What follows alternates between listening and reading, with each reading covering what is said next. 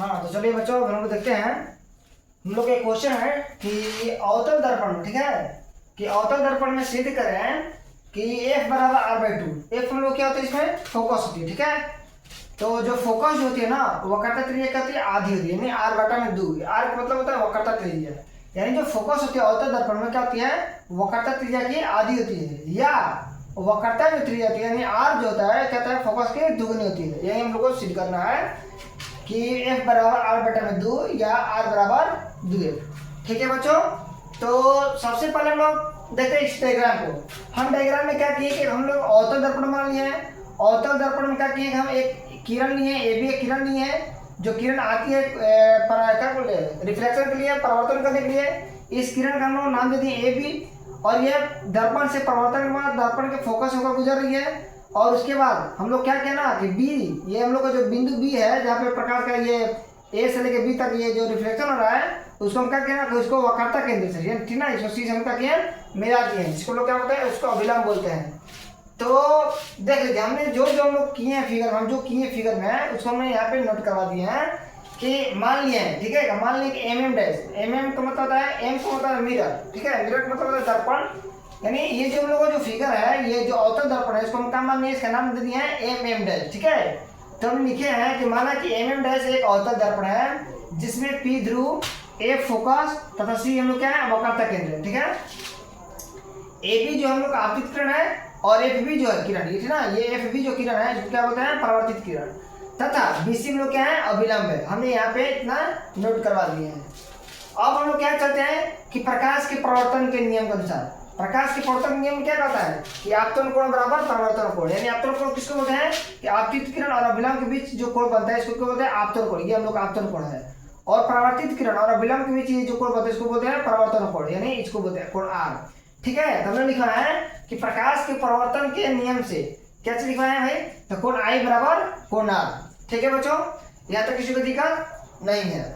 चलिए उसके बाद फिर हमने लिखा है कि कोण ABC बराबर कोण BCF, यानी देखिए एक कोण बन रहा है, एंगल बन रहा है, कौन सा, A B और C, यहाँ पे देखिए A B और C एक एंगल बन रही है, यानी A एंगल, ठीक है।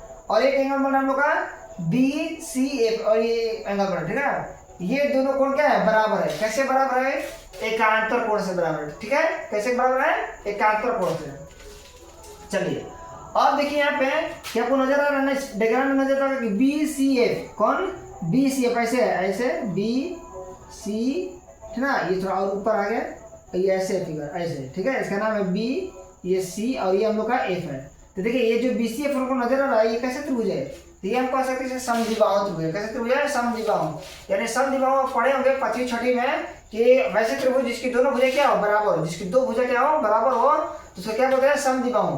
तो ये जो हम लोग का यहाँ बना है त्रिभुज BCF, क्या हम लोग का एक समद्विबाहु त्रिभुज, यानी समद्विबाहु त्रिभुज में क्या होता है कि हमने FB और FC ये दो भुजा को, यानी FB और FC यानी ये दो भुजा को हम क्या किए हैं, बराबर कर दिए हैं। देखिए हम लिखे हैं यहाँ पे CF बराबर FB, इसको देते हैं हम लोग इक्वेशन मारते हैं, इक्वेशन नंबर 1 मान लिए। अब क्या कर रहा है कि ये जो बिंदु B जो है ना, और थोड़ा ध्रुव के, P के मतलब पोल ध्रुव, ये थोड़ा और नजदीक होता है और थोड़ा इसके पास में होता है, तब क्या होता है भाई, तब हम लोग इसके बराबर होता है, यानी PF बराबर क्या होता है, FB। तब ये भुजा और ये भुजा का तो दोनों बराबर होता है। कब, कि जो बिंदु जो B है थोड़ा ध्रुव से क्या होता है और नजदीक होता है, यानी P के नजदीक होता है, तब क्या होता है कि PF बराबर क्या होता है, FB के बराबर होता है, ठीक है। इसको देते हैं समीकरण 2।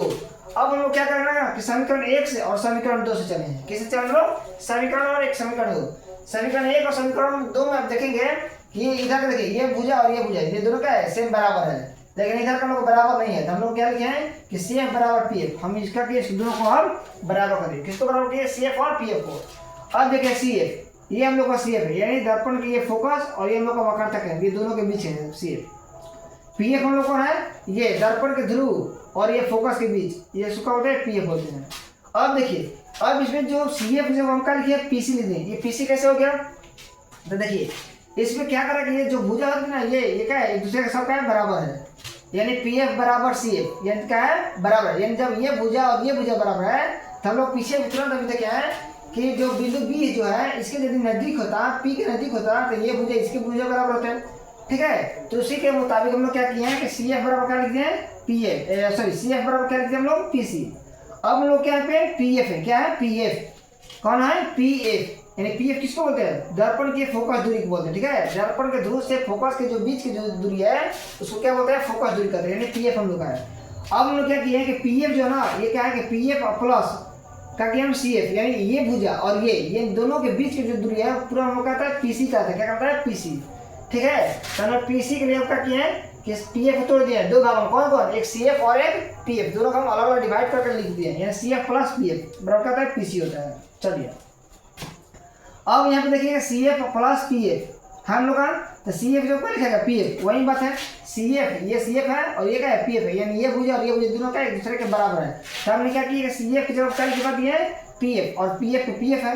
अब देखिए यहाँ पे एक पीएफ और एक पीएफ कितना होता है, दो पीएफ, यानी पीएफ का मतलब ये दर्पण के ध्रुव और फोकस के बीच की दूरी की बात कर रहे हैं। तो दर्पण के ध्रुव और फोकस के बीच की दूरी को क्या कहते हैं, फोकस दूरी कहते हैं, क्या कहते हैं इसको, फोकस दूरी, यानी पीएफ को जब हम क्या लिख दिए, एफ लिख दिए, क्या लिख दिया बच्चों, एफ, यानी। और पीसी क्या होता है कि दर्पण के ध्रुव से वक्रता केंद्र को जो मिलाने वाली जो रेखा है, ये रेखा जो है इसको क्या बोलते हैं, दर्पण का वक्रता त्रिज्या कहते हैं। दर्पण के ध्रुव से वक्रता केंद्र को मिलाने वाली जो रेखा होती है, सरल रेखा, उसको क्या बोलते हैं, वक्रता त्रिज्या।